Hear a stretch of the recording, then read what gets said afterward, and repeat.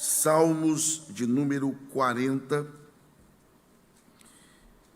Quando você encontrar este salmo, identifique aí, por favor, o versículo de número 1, pois nós leremos a partir dele e encerraremos a leitura no versículo de número 3. Os irmãos e as irmãs que encontraram Salmos de número 40, a partir do verso 1, por favor, se manifestem dizendo graças a Deus. Graças a Deus. A palavra do Senhor diz assim: esperei com paciência no Senhor, e Ele se inclinou para mim e ouviu o meu clamor. Tirou-me de um lago horrível, de um charco de lodo. Pôs os meus pés sobre uma rocha, firmou os meus passos. E pôs um novo cântico na minha boca, um hino ao nosso Deus. Muitos o verão e temerão, confiarão no Senhor, e só os que podem digam amém. Amém. Muito obrigado, e que Deus, por graça, mais uma vez, abençoe a exposição de sua palavra. Nós estamos diante de um salmo que nos é extremamente conhecido, pelo menos parte desse salmo. Eu diria, inclusive, que esse é um daqueles salmos que nós podemos chamá-lo de um dos salmos clássicos da Bíblia, ou seja, um daqueles salmos mais amados, conhecidos, apreciados, e por que não dizer também um dos salmos mais pregados pelos pregadores. De maneira que esse é um salmo familiar, se não a todos que aqui estão, pelo menos de boa parte dos que aqui estão. Inclusive, eu diria que se nós passássemos aqui uma lista dos 10 salmos mais conhecidos da Bíblia, eu acredito que esse não seria o primeiro da lista, mas porque o primeiro com certeza seria o de número 23, mas este seria parte desses 10 salmos mais conhecidos da igreja. Com isso, eu estou tentando dizer aos irmãos que eu tenho consciência de que estamos, de certa forma, até acostumados com esse salmo.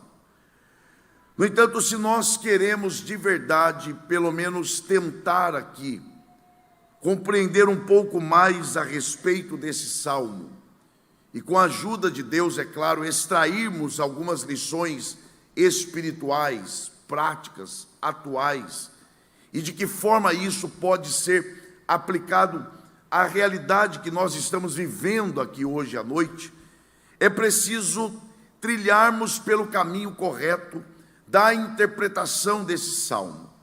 E por incrível que pareça, o primeiro passo nesta direção é a desconstrução de pelo menos 3 ideias equivocadas que se construíram em torno desse salmo. Então observe que a primeira coisa a se fazer não é construir o entendimento desse salmo, mas é desconstruir um entendimento equivocado, que às vezes inconscientemente foi sendo levantado e estabelecido em torno desse salmo. Por exemplo, a primeira ideia equivocada que precisa ser desconstruída é aquela que, ainda que em tom de brincadeira, quando as pessoas, por exemplo, usam esse salmo para se dirigir a pessoas que não se casaram. Então, por exemplo, uma pessoa que não se casou encontra com uma outra, e essa outra pessoa pergunta: e aí, já se casou? E a pessoa diz assim: não, eu estou no Salmo 40. Aquela que está mais tempo esperando diz: eu já estou no 70. Apressa-te, ó Senhor, em socorrer-me. Eu sei que quando se usa esse salmo desta forma, é em tom de brincadeira. Porém, é preciso ter um cuidado especial para que esse tom de brincadeira não torne esse salmo um salmo renegado, porque a tendência que existe é, de tanto que se brinca com um salmo como esse, vai se criando a ideia de que esse é um salmo não tão importante, e quando se lê, não se dá a devida atenção e não se percebe as riquezas que estão nele. Então, em primeiro lugar, esse salmo, ele não tem absolutamente nenhuma relação com o casamento.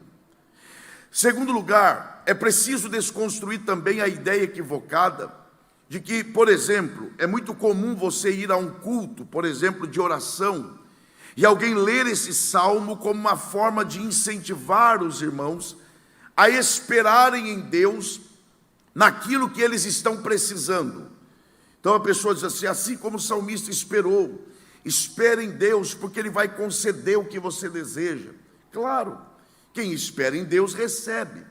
Porém, é preciso considerar que quando o salmista escreve esse salmo, e ele diz que esperou em Deus, ele não está falando de coisas triviais, ele não está falando de coisas passageiras, ele não está falando de coisas terrenas, pelo contrário, ele está falando de questões eternas, ele está falando de coisas não passageiras, ele está falando de coisas espirituais e não terrenas. E em terceiro e último lugar, é preciso considerar o tempo do verbo. O salmista não coloca o verbo no presente, espero, nem tampouco naquilo que na língua portuguesa é chamado de gerúndio, que é o ato contínuo, eu estou esperando, e nem tampouco no futuro, eu esperarei. Se você observar, o verbo esperar aí está no passado, isto é, esperei. Então não é algo que ele está fazendo, não é algo que ele irá fazer, mas é algo que ele já fez, é algo que ele já realizou, é algo que já aconteceu. Ou seja, por que isso é importante? Porque você percebe com isso o caráter desse salmo, a natureza desse salmo. Qual é o caráter desse salmo? O salmista está em forma de canção, registrando uma experiência que ele teve com Deus no passado. Ele não está falando de algo que ele está vivendo ou viverá, ele está falando de algo que ele já viveu. Ou seja, isso aqui é uma espécie de testemunho, é uma espécie de um relato, é uma espécie de, em forma de canção, ele está expressando uma experiência que ele teve com Deus por ter esperado no Senhor. E ele diz, então, nesse testemunho em forma de canção, que ele esperou. Agora, observem que esta espera do salmista, ela não é uma espera cega. Ela não é uma espera, desculpa a expressão, e que o vocabulário é pobre, não é uma espera ignorante. Não, ela é uma espera inteligente, porque ele diz que esperou, ele diz que esperou com paciência, e ele diz que esperou no Senhor. Então ele diz o que fez, como fez e em quem ele fez. Ele sabe que fez a coisa certa, do jeito certo e na pessoa certa. Ele diz o que fez, e o que ele fez? Esperei. De que forma ele fez? Com paciência. E em quem ele esperou? No Senhor. Então é uma espera com clareza, é uma espera inteligente. Ele sabe o que fazer, como fazer e em quem fazer. Mas não é só isso. Observem que esperar aqui para o salmista não tem um aspecto só do tempo, porque esta também é uma inclinação que nós temos. Quando observamos, por exemplo, a expressão esperei, a nossa tendência é pensarmos no tempo. Aliás, entre a promessa e o cumprimento da promessa, existe um espaço de tempo. É claro que sim. Então, espera tem uma conotação com o tempo? Tem. Mas não é só tempo. Se você observar com atenção a parte do salmo que nós lemos, você perceberá que essa espera do salmista, ela não teve só uma relação com o tempo, ela também tem uma relação com expectativa, desejo, anseio. É mais ou menos assim, considerando a condição em que o salmista conta em que ele estava, o lugar em que ele diz que estava, dá a entender que enquanto ele esperava, ele ansiava, ele desejava, ele queria fervorosamente que o Senhor intervisse em sua situação. Então, esperar aqui também é anseio, expectativa. Será que ele vem? Se ele vier, de onde ele virá? Como é que ele estará? O que ele fará por mim na condição em que eu estou? Então, esta espera é mais do que fator tempo. Uma outra questão a se considerar para avançarmos um pouco mais é considerarmos uma outra questão relacionada a esta espera. E aí aqui é preciso levantar uma questão. Por que o salmista espera? Porque ele registra, ele está testemunhando no seu hino, e ele está dizendo que esperou. Eu perguntaria a ele: e você esperou por quê? E alguém rapidamente poderá dizer: ele esperou porque ele precisava esperar. É verdade. Ou porque ele quis esperar. É verdade. Mas não é só isso. Se você ler com atenção o lugar que o salmista estava, ele diz que ele estava em um lago horrível e em um charco de lodo.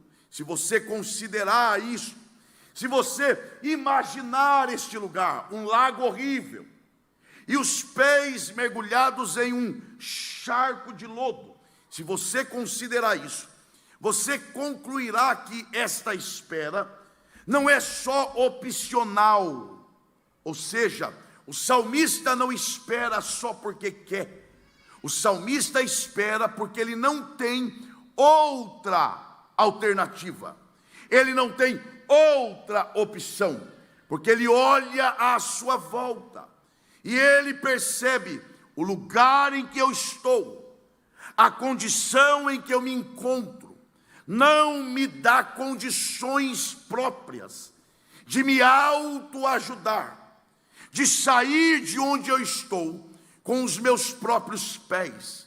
Ele olha à sua volta, lago horrível, ele olha para os seus pés escondidos na lama, ele tenta sair, não consegue, e de tanto tentar, ele chega à conclusão: eu não consigo me autoajudar, eu não tenho condições de me tirar de onde eu estou, então só me resta uma coisa, só me resta esperar. E ele diz que esperou, e ele não esperou só porque quer, ele esperou porque é a única opção que ele tem. E ele diz que enquanto ele esperava, algo extraordinário aconteceu. O que é que aconteceu? Ele conta, ele diz que enquanto ele esperava, repito, não porque só queria, mas porque ele não tinha outra alternativa. E ele dizia: enquanto eu esperava, o Senhor inclinou-se para mim. Observe isso.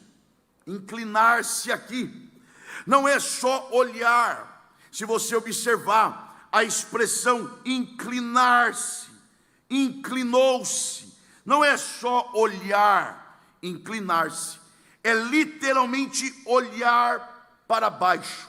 Ele está dizendo que enquanto ele estava, primeiro, em um lago horrível, com os pés mergulhados em um charco de lodo, enquanto isto, o texto diz que ele registra que o Senhor inclinou-se para ele, isto é, olhou para baixo. Aqui é literalmente olhou para baixo, ou seja, quais são as partes envolvidas nesta história?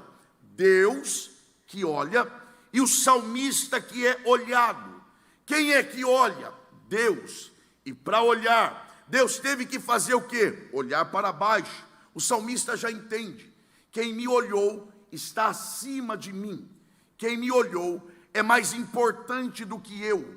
Quem me olhou é superior a mim. Mas mesmo assim, Ele me olhou. E disso, o salmista, ele entendia bem. Porque lembra quando o mesmo salmista, ele registra, dizendo que esse Deus que olhou para ele é tão grande, é tão soberano, que quando ele quer olhar para o céu, ele olha para baixo, ele tem que olhar para baixo. Eu fico assustado com isso, porque observe, quando eu quero olhar para as estrelas que estão pelo lado de fora dos céus, eu tenho que olhar para cima.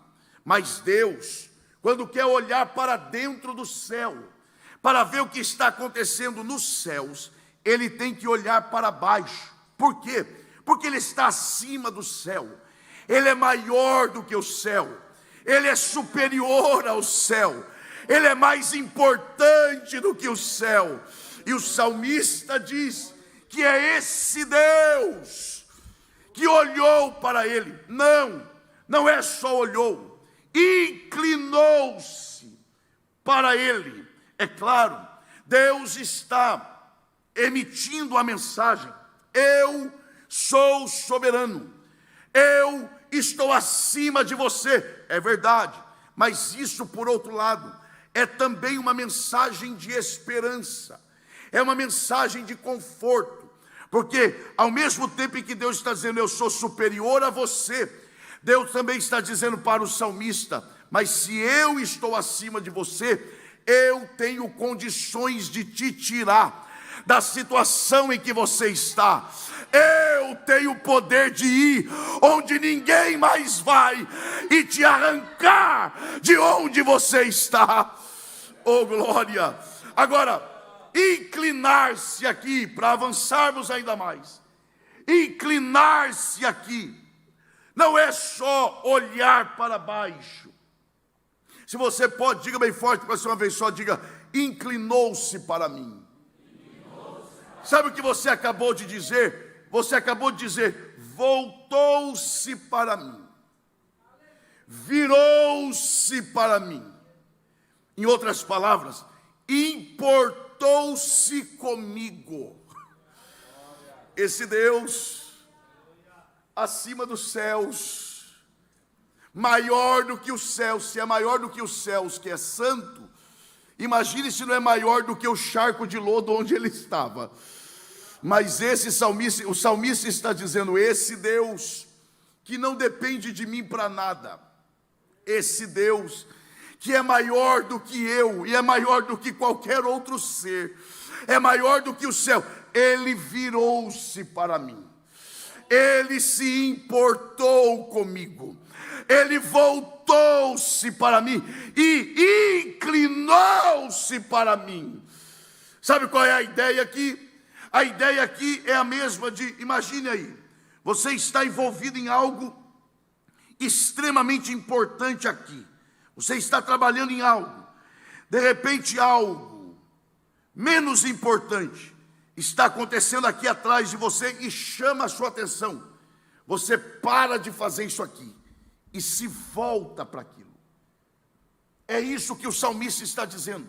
Ele está dizendo: esse Deus que tem coisa muito mais importante para fazer do que olhar para mim.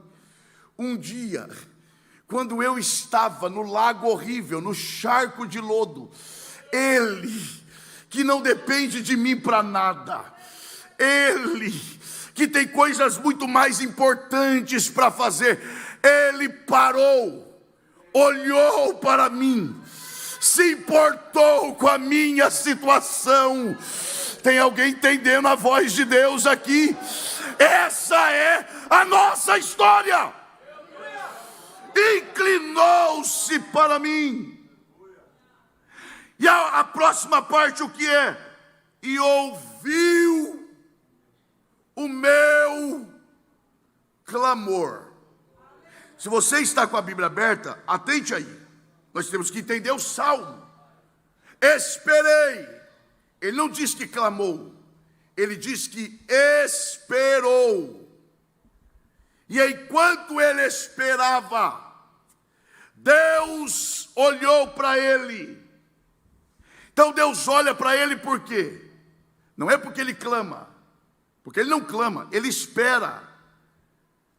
E a espera aí não é clamor, é espera, ele está esperando. Deus olha para ele. E Deus olha para ele por quê? Porque Deus quis olhar.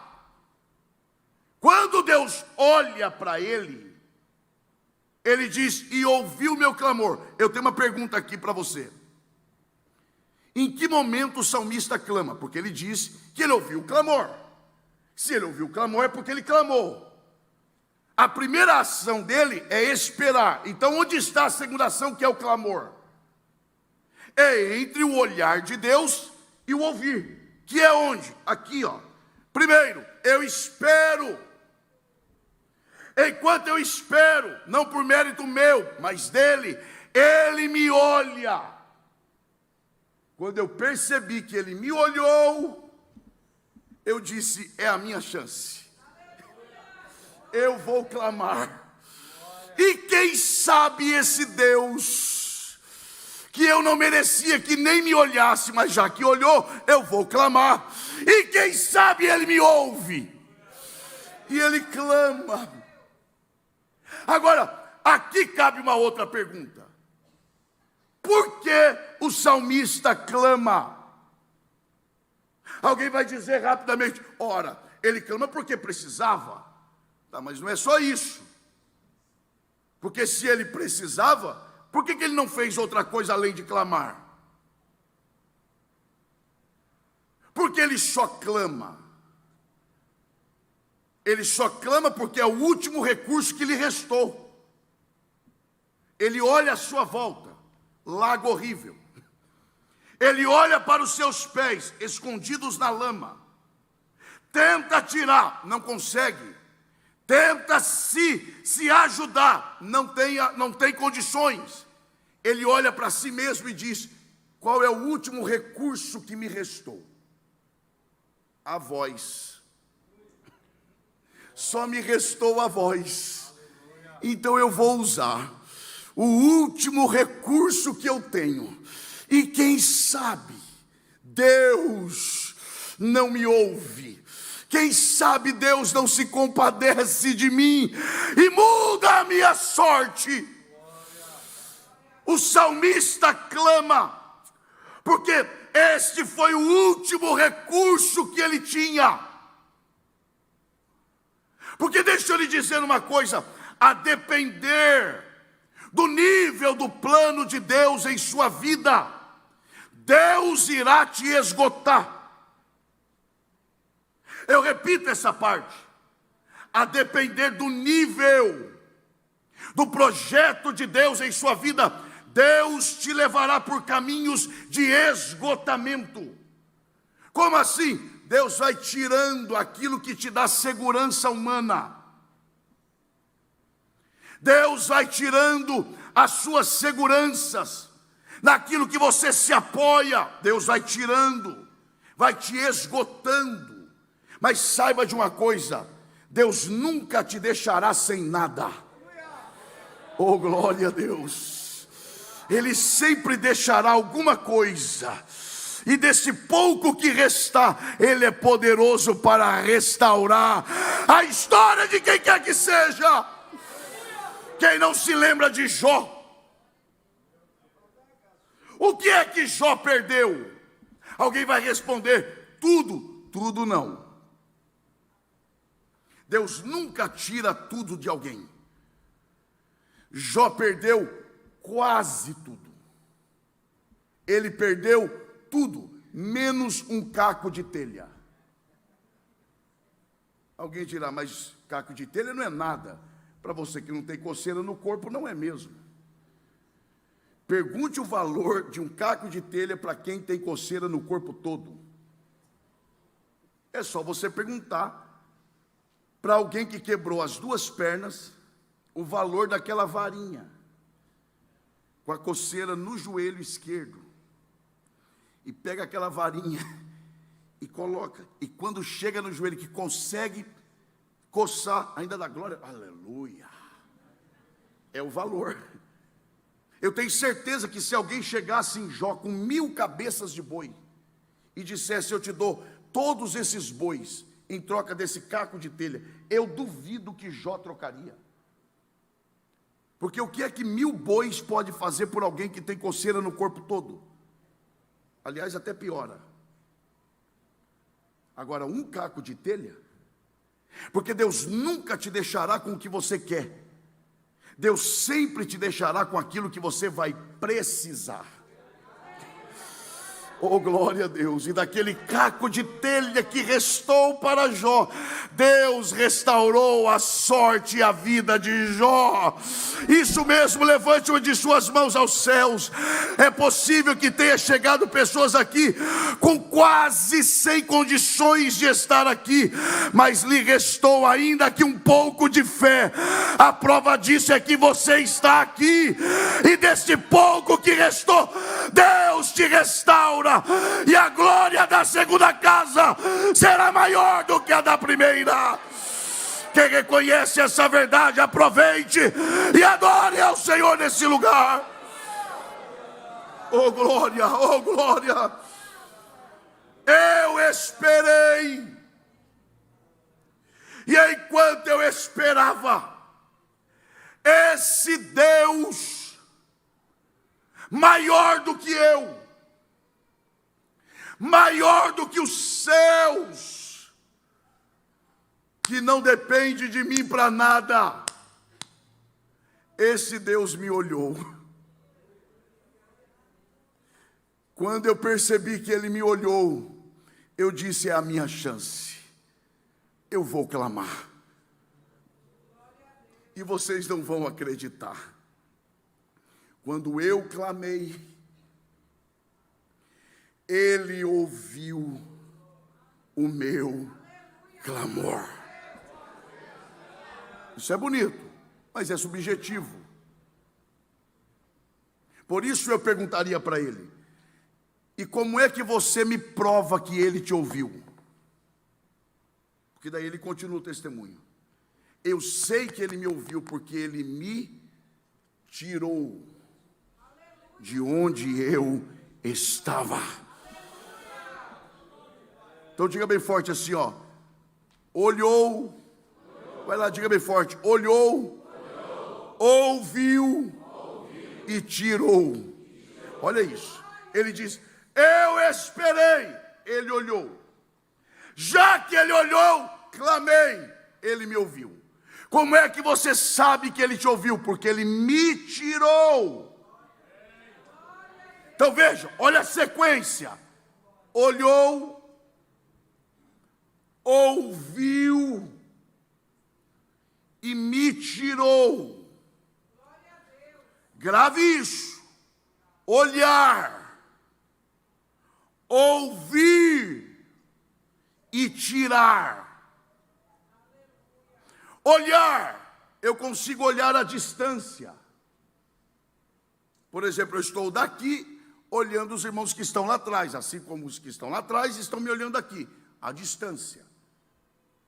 Ouvir, eu consigo ouvir à distância. Alguém fala de lá e eu ouço daqui. Então, olhar à distância. Ouvir à distância. Agora, para eu tirar alguém de um lugar, para colocar em outro, eu tenho que me aproximar. Aleluia. Oh, glória a Deus.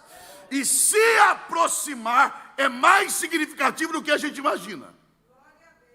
Imagine uma criança lá atrás.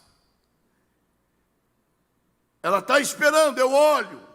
Ela percebe que eu olhei, ela grita. E eu digo, eu te ouvi. Mas aí agora eu quero tirá-la de lá e colocá-la aqui. Eu não consigo fazer isso daqui. O que eu tenho que fazer? Eu tenho que sair do meu lugar e começar a me dirigir ir em direção àquela criança. É isso que o salmista está dizendo. Eu esperei. Enquanto eu esperava, esse Deus que é maior do que eu, me olhou. Quando Ele me olhou, eu clamei. E quando eu clamei, vocês não vão acreditar. Esse Deus começou a se mover no lugar dele. E vocês não vão acreditar. Ele começou a vir na minha direção. Oh, glória, tem alguém entendendo a voz de Deus aqui nesse lugar?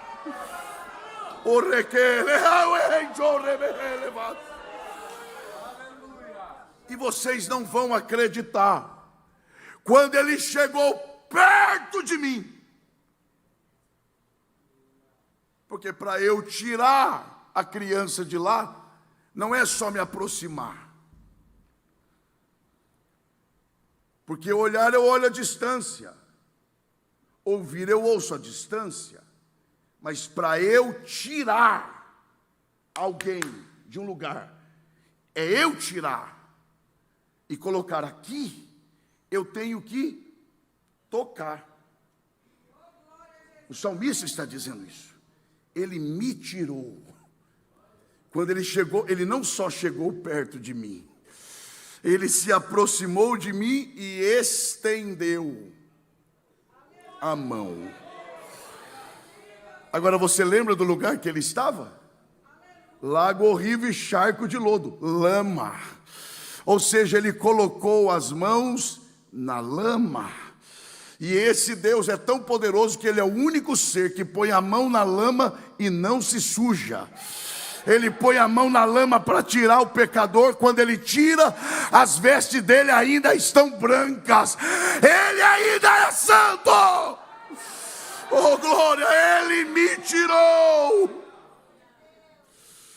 Em outras palavras, Ele me tocou. Então diga bem forte, me olhou. Agora, isso aqui é a nossa história. Então conte a sua história agora, diga, me olhou, me ouviu e me tocou.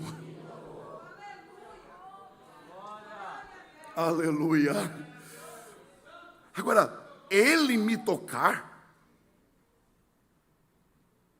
é só você fazer um paralelo aqui com a história da mulher do fluxo de sangue.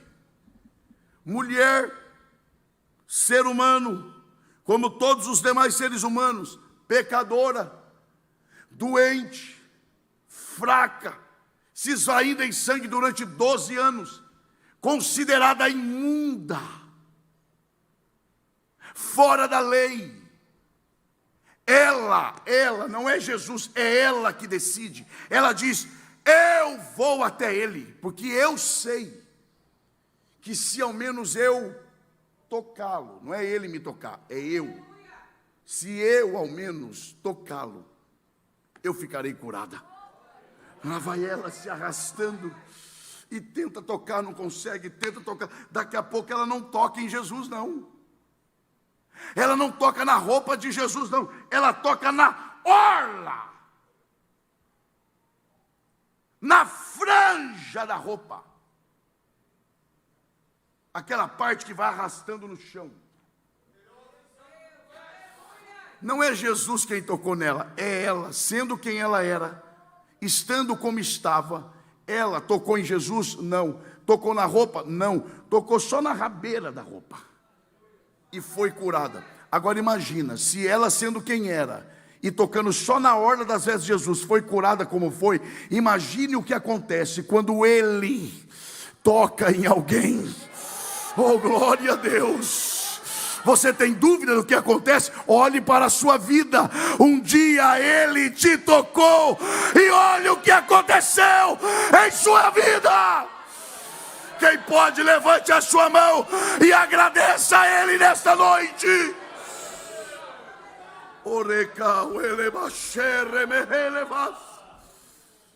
Tirou-me.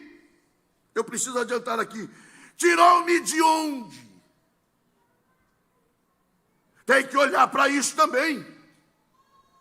Ele diz, tirou-me. De onde? Ele diz duas coisas. Atente aí.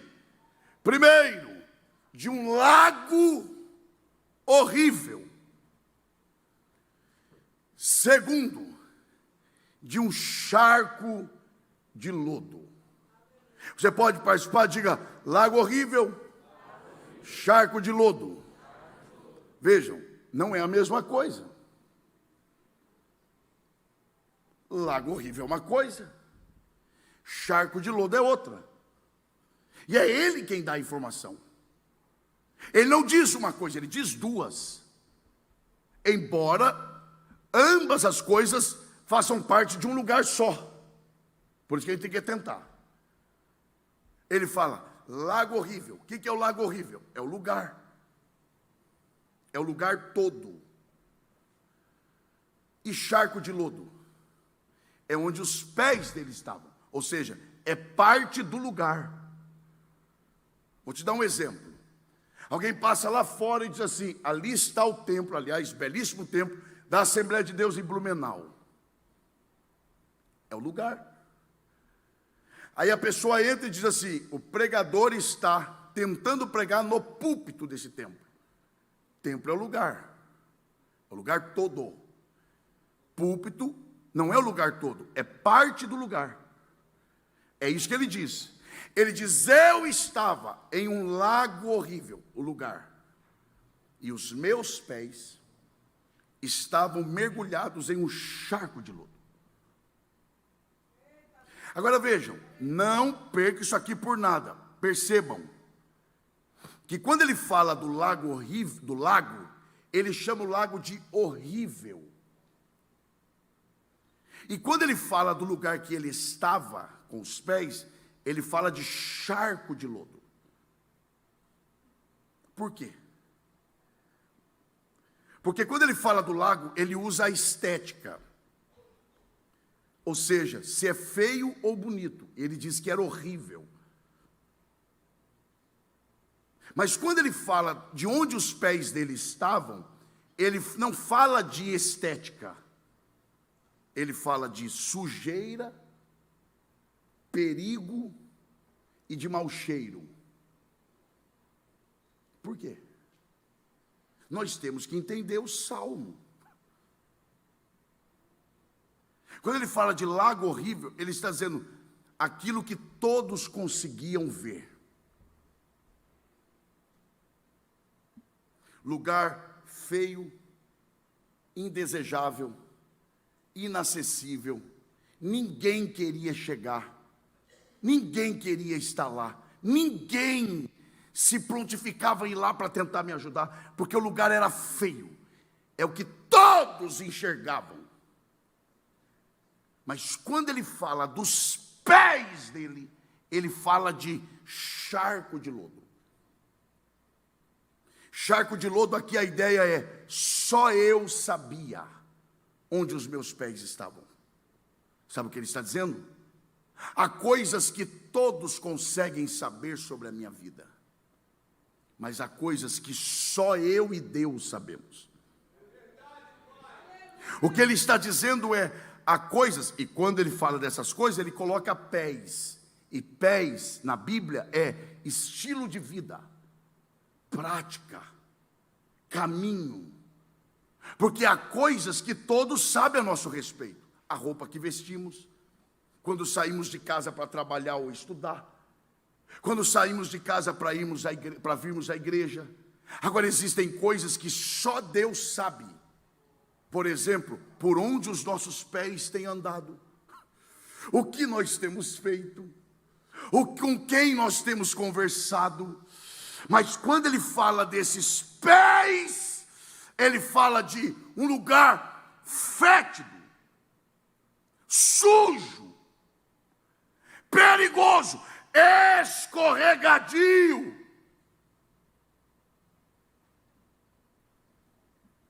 E a ideia aqui embora eu estivesse com os meus pés em um charco de lodo, eu estava prestes a cair, para nunca mais me levantar, mas eu ainda estava em pé. E antes que eu caísse, quando eu percebi que ele me olhou, eu disse, é a minha chance. Eu vou clamar e Ele me dará o livramento. Deus está olhando para este lugar hoje, e é noite de livramento. Se você clamar, Ele te ouve nesse lugar. O Senhor me orienta a dizer isso aqui. Lembram-se de Hebreus capítulo 12. Faça um esforço para você atentar para isso. Quando diz: visto que estamos rodeados de uma tão grande nuvem de testemunhas. E aí tem gente que diz que são os demônios, os anjos, a sociedade. Não. Essa nuvem de testemunha, veja que o texto começa com visto que. Ou seja, é alguém que já leu o que veio antes. E o que vem antes? Capítulo 11. O que tem no capítulo 11? Galeria dos heróis da fé. Eles são a nuvem de testemunha. Porque nós somos a sequência do que eles começaram. Visto que estamos rodeados de uma tão grande nuvem de testemunha. Olha o que ele diz agora. Deixemos todo o embaraço e o pecado que tão de perto nos rodeia. Olha agora, e corramos. Essa ideia de correr aqui é aquela corrida de troca de bastão. Eu corro uma quantidade e você corre outra. Os que vieram antes já cumpriram o papel deles, agora é nós. E aí o escritor está dizendo, mas para cumprir com desenvoltura e fidelidade, é preciso deixar. Não é só o pecado. Por isso a Bíblia diz, apanhe-me as raposas. Só as raposas? E as raposinhas. Por quê? Porque se você não matar as raposinhas, ela vai comendo e vai se tornar raposão. É a ideia do embaraço. E veja que o escritor coloca embaraço antes do pecado. Porque ninguém começa pecando, mas começa se embaraçando. É por isso que Paulo orientou a Timóteo dizendo, o bom soldado de Cristo não se embaraça com as coisas desta vida. E o Senhor marcou esta noite para dizer que se você clamar, Ele é poderoso para te dar o livramento antes que você caia. Assim como Ele livrou o salmista de uma queda fatal, Ele está presente aqui para te dar o livramento. Quem crê nesta palavra, adore a Ele. Oh glória, oh glória, oh glória. Tirou-me de lá. Tá, e me colocou aonde? Eu acho lindo, pelo menos eu. Me tirou de um lago horrível. Os meus pés estavam na lama. Ele me tirou de lá. E onde Ele vai me colocar?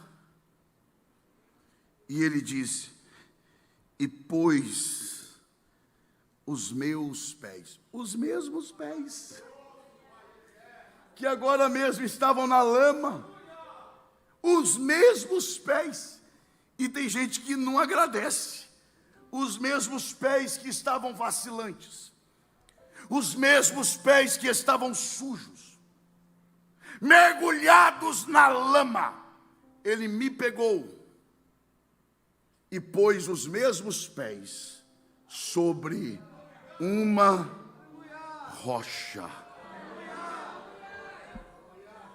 Não, para quem tinha o pé na lama e agora está com os pés na rocha, sendo crente pentecostal, era para ter feito mais barulho ainda. Porque vamos pensar rapidamente, rápido.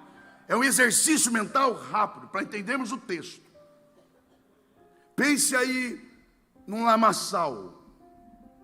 Alguém vem e pisa na lama.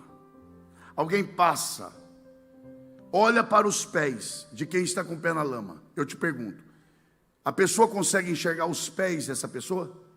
Sim ou não? Porque quando coloca os pés na lama, os pés, o que acontece? Afundam. Agora imagine esses mesmos pés sobre a rocha. Os pés afundam? Não. O que o salmista está dizendo? Antes, tudo que eu fazia, eu tinha que ficar escondendo. Eu mandava mensagem e apagava. Meu celular tinha que ter senha. O meu Facebook era inacessível. Eu acessava e apagava, porque os meus pés viviam na lama. Mas agora os meus pés estão na rocha. E eu não tenho mais nada a esconder. Quem quiser olhar para mim, pode olhar à vontade. Os meus pés estão sobre a rocha.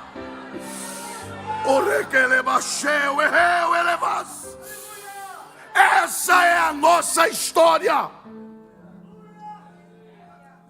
Hoje eu moro em São Paulo, mas eu morei durante 11 anos no interior do Rio de Janeiro. E eu morei numa cidade próxima a Petrópolis. E todo final de semana praticamente eu descia e subia a Serra de Petrópolis. E quando eu descia ou subia dormindo, que era muito raro, mas quando acordado, que era muito raro, quando eu estava acordado eu ficava admirado com aquelas rochas enormes. Chovia, elas estavam lá. Sol lá. Vento lá. Lindas, suntuosas, admiráveis. Agora, sabe o que mais me admira naquelas rochas? É que você passa lá ano e ano, e elas estão no mesmo lugar. E quem é capaz de tirá-la? É isso que o salmista está dizendo. Os meus pés viviam vacilando na lama. Qualquer vento me levava. Tudo era perigoso. Mas agora os meus pés estão sobre a rocha. E quem quiser mexer comigo, vai ter que primeiro mexer com quem? Com a rocha. Quer me tirar do lugar? Tira a rocha primeiro, porque agora os meus pés são guiados pela rocha. Ou você se esqueceu quem é a rocha? Então eu te lembro quem é. A pedra angular de esquina, rejeitada pelos edificadores. Sabe quem é essa pedra? Aquela do sonho do rei. A pedra que se movia sem auxílio de mãos de homens, porque ela se move sem pedir autorização para homem algum. Sabe que rocha é essa? É aquela que Jesus falou: eu edificarei a minha igreja sobre esta pedra, e as portas do inferno não prevalecerão contra ela. Quem está com seus pés firmados na rocha, levante a sua mão e dê o melhor glória a Deus que você pode. Alegra o teu coração.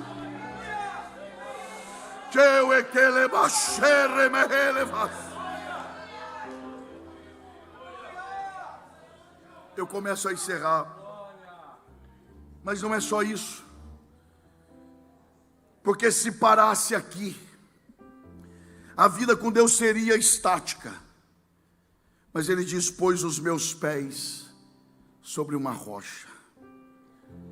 Só isso? Não. E firmou os meus passos. Porque infelizmente tem gente que tem pés, mas não andam. Ele diz: firmou os meus pés, pôs os meus pés sobre uma rocha. Mas não é só isso. E firmou os meus passos. Antes eu era levado por qualquer vento, eu saía do caminho. Agora não. Porque agora eu sei de onde eu vim. Eu sei onde eu estou. Mas eu também sei para onde eu estou indo. Mas não é só isso. Gente, essa é a nossa história. Essa é a nossa história. Não é só isso. Porque se fosse só isso, seria mudança geográfica somente. Me tira de lá e me põe aqui. Mas não é. Me tirou do charco de lodo, pôs os meus pés sobre a rocha, firmou os meus passos. Só isso? Não. E pôs um novo cântico na minha boca. Você pode dizer bem forte, diga: novo cântico na minha boca. Agora eu vou te perguntar: e a boca fala do que o coração está? Então, se o cântico é novo na boca, é porque o coração é o quê? Novo. Não é só mudança de lugar, porque tem gente que é só mudado de lugar. Ele sai de lá e vem para cá, e ele é crente até você conversar com ele.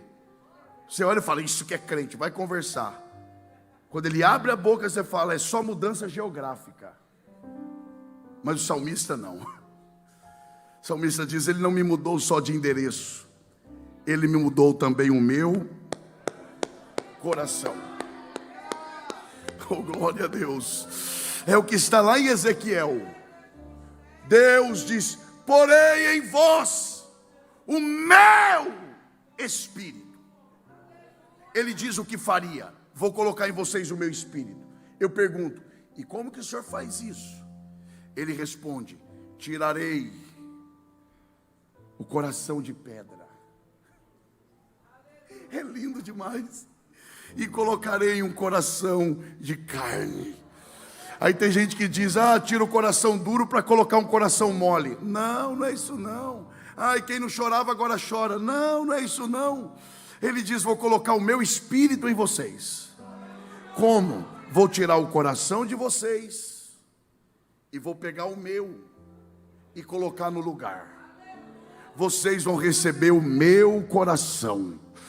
E agora vocês vão amar o que eu amo, desejar o que eu desejo, odiar o que eu odeio. Vocês serão guiados pelo meu coração. Você se encontra nessa história? Se é verdade, diga glória a Deus.